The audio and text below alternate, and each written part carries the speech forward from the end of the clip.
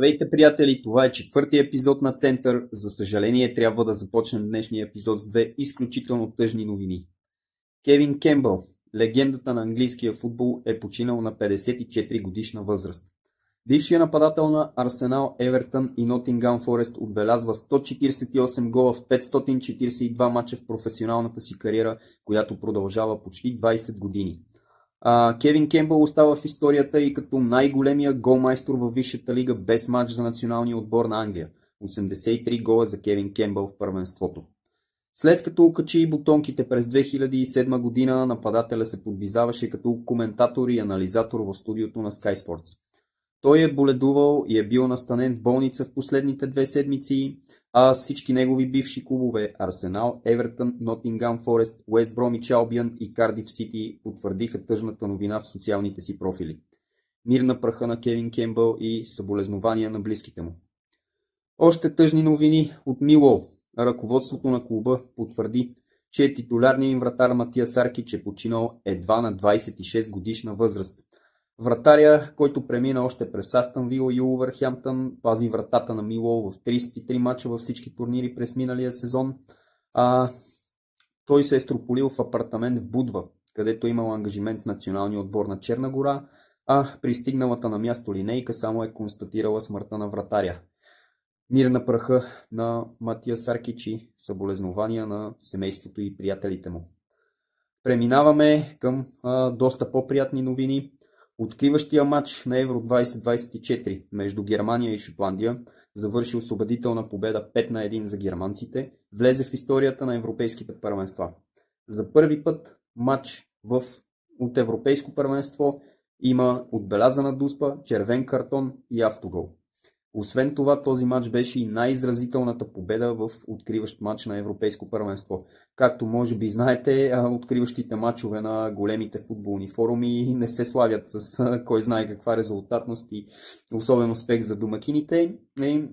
След броени минути предстои да бъде изигран втория матч от тази група между отборите на Швейцария и Унгария.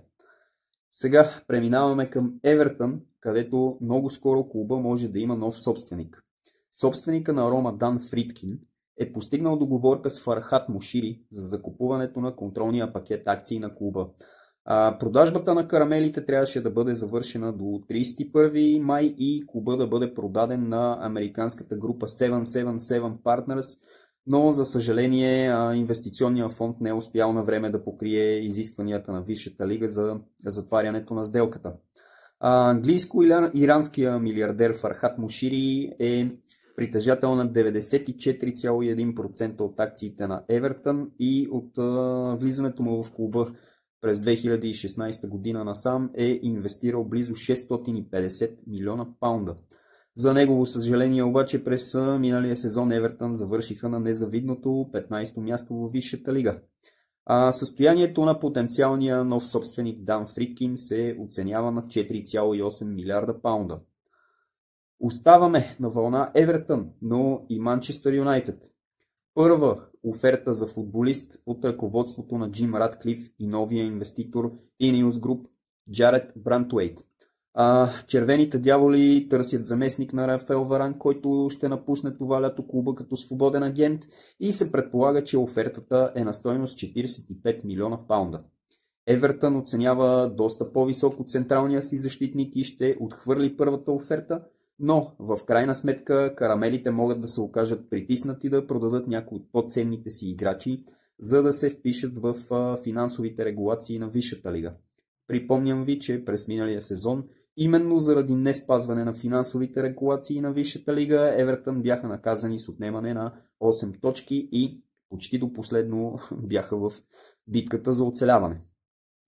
Това беше всичко за днес, приятели. Надявам се, че ви е харесал епизода. Благодаря ви, че гледахте. Абонирайте се за канала, ударете по една камбанка, за да не пропускате клип и се надявам да се видим следващия път. Това беше всичко от мен. Чао!